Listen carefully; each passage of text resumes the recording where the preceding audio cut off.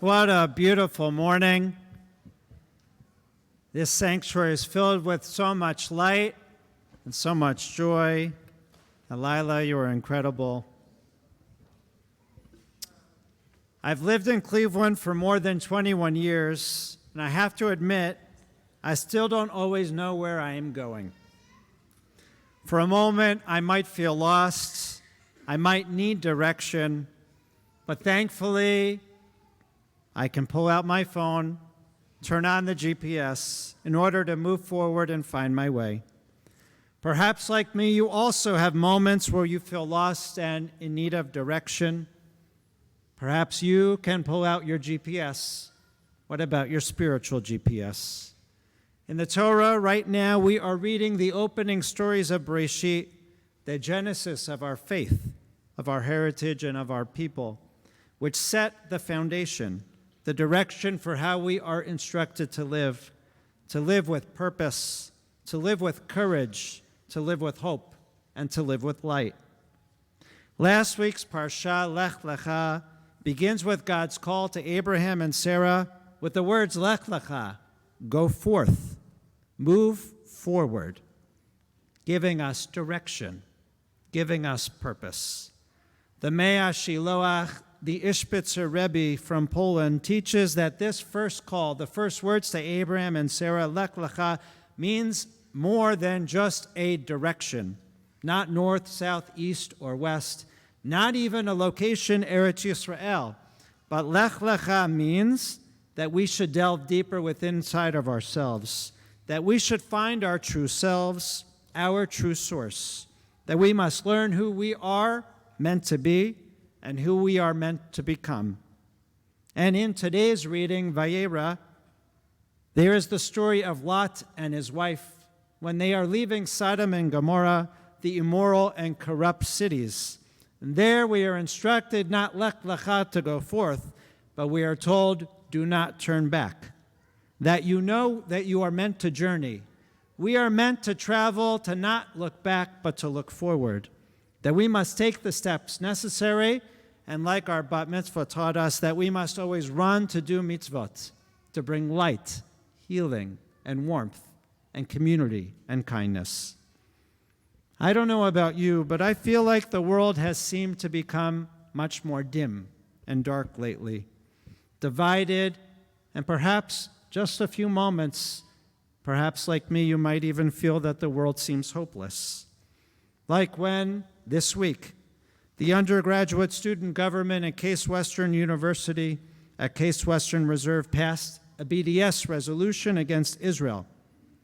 And this week, we commemorated the 84th anniversary of Kristallnacht, the night of broken glass, at a time when there is a rise of public anti-Semitism. Our synagogue participated in that international, global Light Our Synagogue. We left the lights on in this sanctuary and throughout our building for the 2 nights that marked the 84th anniversary of Kristallnacht. They shined brightness out, reminding our community that we must create light in the face of darkness. And on that first night of Kristallnacht, right here in our sanctuary, we were honored to host Mandel Jewish Community Center's opening event for the Book Festival. Here, Noah Tishby, actress and activist, spoke up for Israel and for the Jewish people. And then later this week, you may have seen that the president of Case Western Reserve University, President Eric Keller, wrote these words in response to the student government resolution, quote, "The foundation of this resolution is profoundly anti-Israel and anti-Semitic. Passing this resolution last night undermines the safety and comfort on our campus of members of our Jewish community. Even in times of darkness, there are more than just glimmers of light. There's hope and there's faith." When I look for inspiration, I always turn to Rabbi Lord Jonathan Sachs of blessed memory, whom our bat mitzvah Lila quoted. He was the former chief rabbi of Great Britain, and this weekend marks his 2nd Yortzeit. My introduction to Rabbi Sachs was in his book, To Heal a Fractured World, The Ethics of Responsibility, which is a message of hope a call to action in our world, that the way to bring light to our world is to stand up and to take responsibility. To quote Rabbi Sachs, "There is no life without a task, no person without a talent, no place without a fragment of God's light waiting to be discovered and redeemed, no situation without a possibility of sanctification, no moment without a call. When God calls, when God whispers our name, the greatest reply is the reply that we find in our Torah reading this week in Parshat Vayera, Hineni, here I am. I am ready to mend a fragment of this broken world." Rabbi Sachs, in his book, To Heal a Fractured World, tells the story how he became a rabbi. There he takes us to what we call his Lech Lecha moment.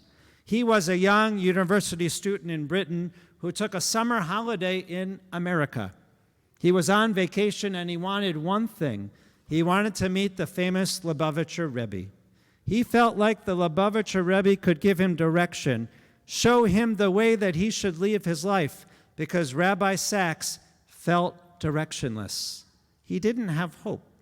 He didn't take any responsibility. He didn't know what he was going to do with his life.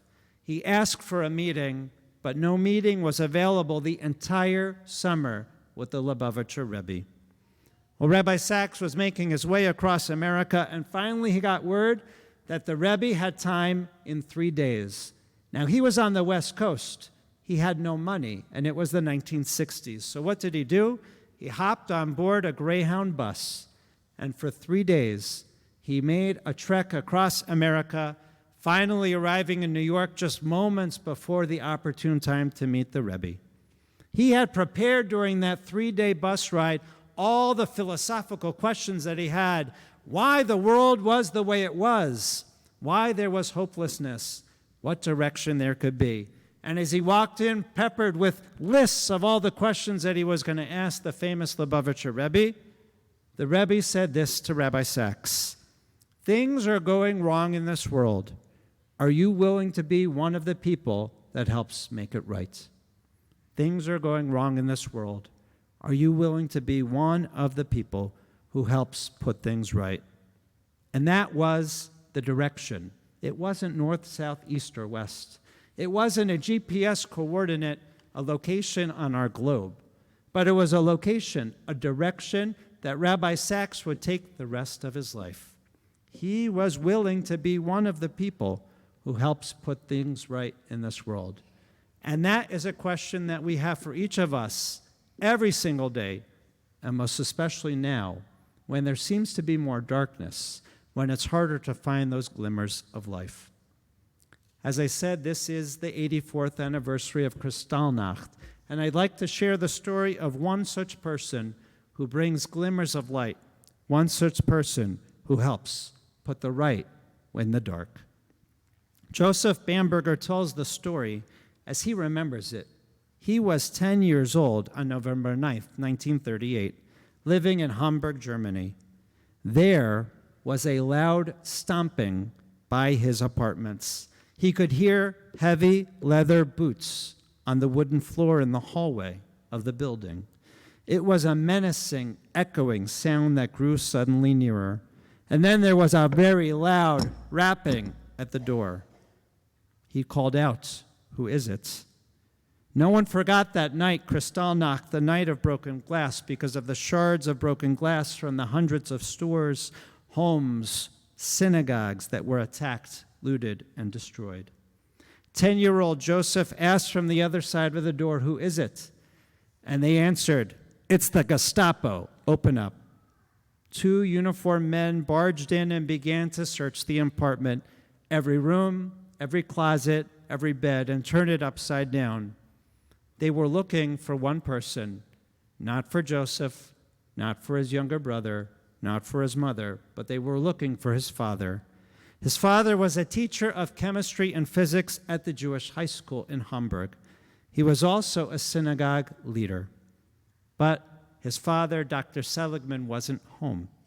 At the moment he had left, was evading the mobs and making his way through the threatening streets of Hamburg to get to his synagogue, his shul. He had a mission, and that was to rescue the Torah scrolls that were in the synagogue. With a few other synagogue leaders who were able to outmaneuver the Nazis that night, he entered the darkened building, hoping that the scrolls were still there. He trepidatiously opened the ark, and there they were, the Torah scrolls. He grabbed one, he held it close to him, and he began his escape. For weeks, Dr. Bamberger hid to avoid arrest.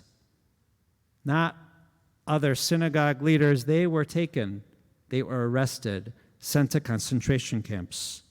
On that day, 91 Jews were murdered across Germany. Torahs were burnt, synagogues destroyed, Jewish-owned shops were destroyed. Anti-Jewish acts had been on the rise before, but nothing on this scale occurred. Had Dr. Seligman Bamberger not run to rescue the Torahs, he would have been arrested by the Nazis. Dr. Bamberger survived Kristallnacht, and a few weeks later, he actually was able to leave his hiding spot where he slept with that Torah scroll. He was able to return home, still carrying the Torah scroll on its way. The message was clear to him that day. The Nazis had gotten away with the first large-scale anti-Jewish violence across their entire country, and the world responded with silence, indifference. And this was just the beginning of the final solution and the Holocaust. Thankfully, the Bamberger family was able to leave Nazi Germany with the help of Albert Einstein and move to America. Joseph, the son, the 10-year-old boy, remembers the most important item in our suitcase when we left Germany was that single Torah scroll. That Torah scroll saved my father's life, and now we were tasked with saving it. That scroll is now on display in New York City at the Museum of Jewish Heritage, a living memorial to the Holocaust. And there's a video which tells the story of Dr. Bamberger, who risked his life to save a Torah scroll, and how that Torah scroll saved him. As we focus on this story and remember Kristallnacht, a time of great darkness, a time of fire and destruction. This week I was in St. Louis at the Rabbinical Assembly Convention, and there the current rabbi of the Arnstranger Shul in Berlin, the Masorti conservative synagogue, Dr. Gisa Ehrenberg, I asked her what I should say to this congregation this Shabbat, and she said this: we have to speak out, because when Torahs are burned, when synagogues are burned, the next thing that happens is Jews are burned. That's what she said in 2022. The rabbi of a synagogue in Germany reflecting on 1938 and forward. What are we going to do? How are we going to be those glimmers of hope? Those courageous ones who stand up in times of darkness, like Rabbi Sachs. Are we going to follow the words that the Rebbe said to him many years ago when he was directionless? He didn't know how to respond to difficulties in the world and finding his own way. As the Rebbe said, things are going wrong in this world. Are you willing to be one of the people who helps put them right? Rabbi Sachs writes in his book, Tehillah Fractured World, this answer: every good act, every healing gesture, lights a candle of hope in a dark world. The mystics taught a little light drives away much darkness. And when light is joined to other light, mine to yours and yours to mine, it reminds us that hope is no longer just an illusion. Injustice and division, hate and indifference do not have the final word. We don't need to be perfect. We simply need to be good. And Rabbi Sachs wrote this: all I can say is the people that I have met who've lit candles in other people's lives have given me the strength to carry on. Every gentle, every courageous moment leads to another, inspires another, and initiates transformation in this world. As we mark the 84th anniversary of Kristallnacht, as we move forward and remember that just like the great Rabbi Sachs, who was directionless, he needed his Lech Lecha moment. He needed to find his direction and his purpose in life. May we this Shabbat, may we this year, in times of darkness, bring light, May we be the one who brings light and joins our light to others, so that, in the words of the Lubavitcher Rebbe, when things are going wrong in this world, let us be willing to be the people who puts them right. Shabbat Shalom.